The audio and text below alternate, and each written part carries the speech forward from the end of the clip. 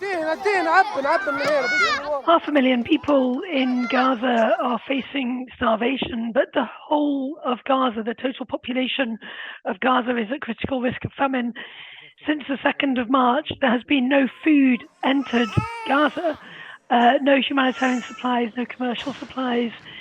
So people are starving. It makes aid conditional on political and military aims. It makes starvation a bargaining chip. ذنب الطفل أبو 8 6 سنين 5 سنين 3 عندها أطفال لا عندهم خبز ولا إشي. طب إيش ذنبه زي هذا؟ If you had been in a coma for the last 3 years and you woke up and saw this for the first time, anyone with common sense would say, this is insane.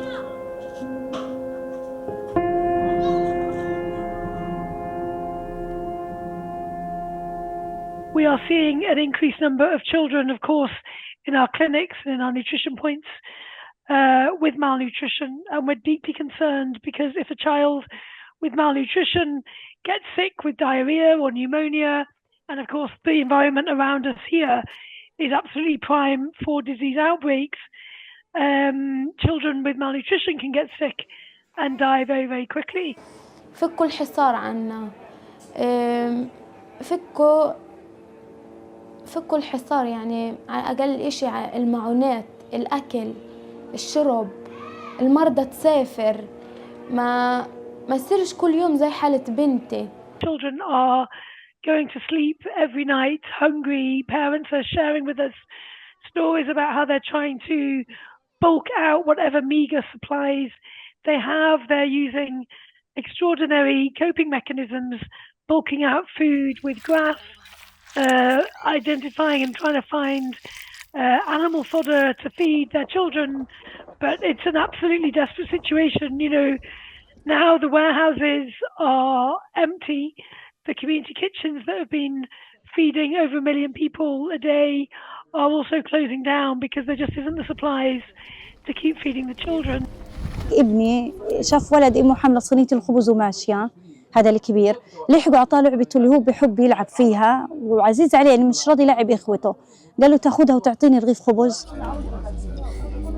We have a clinic that we're running in Darabala, a clinic that we're running in Khan Yunis. They're both very, very busy clinics, and we're running nutrition, child protection, education across Khan Yunis and Darabala. But it's getting harder and harder, of course, because we have to provide a degree of safety and security for our teams to be able to move around Gaza, to be able to access children and their families. And it's getting extremely difficult now with this resumption of hostilities and this uptick now in the last 2 or 3 days of the bombardments.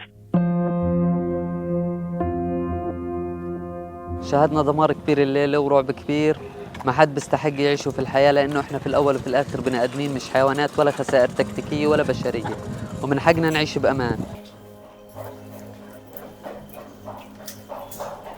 Just in the last 2 days, nearly 20,000 people have been again displaced. People have now lost count of the number of times they've had to be forcibly displaced. During these mass displacements and evacuations, children are extraordinarily vulnerable to getting lost, to becoming unaccompanied. We're concerned with the immediate impacts, both physical, but also the immediate impact for their mental health. We need a defensive ceasefire. We need a solution to this crisis. We need to stop bombing children. The reaction from the international community, it hasn't worked. You know, the bombardment continues, the siege continues, and this is by design. Thousands and thousands of trucks, including trucks of food, are on the wrong side of Gaza. I received this morning of some of the aid that's waiting just outside the borders to get in. It includes educational supplies, children's bags, shoes, size 3 to 4 years old and up to 10 years old, stationery and toys, rice, wheat flour, canned beans, eggs, pasta, various sweets, tents, water tanks, cold storage boxes, breastfeeding kits, breast milk substitutes, energy biscuits, shampoo and hand soap, floor cleaner. I ask you, how much war can you wage with this? I cannot 100% sure say that nothing has been diverted. Nobody can do that in an operation anywhere. But it's not at a scale that justifies closing down an entire life-saving aid operation. I have not, in 20 years of working in the humanitarian sector, I have never experienced anything like this.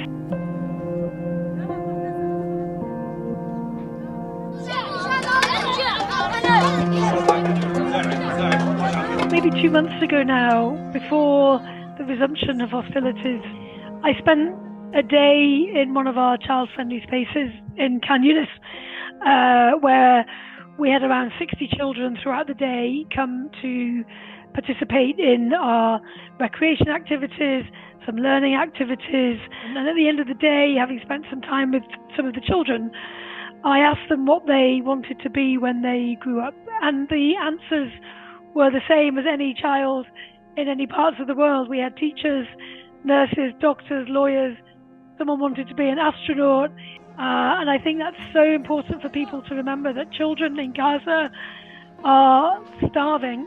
They are hungry all the time and they're desperate.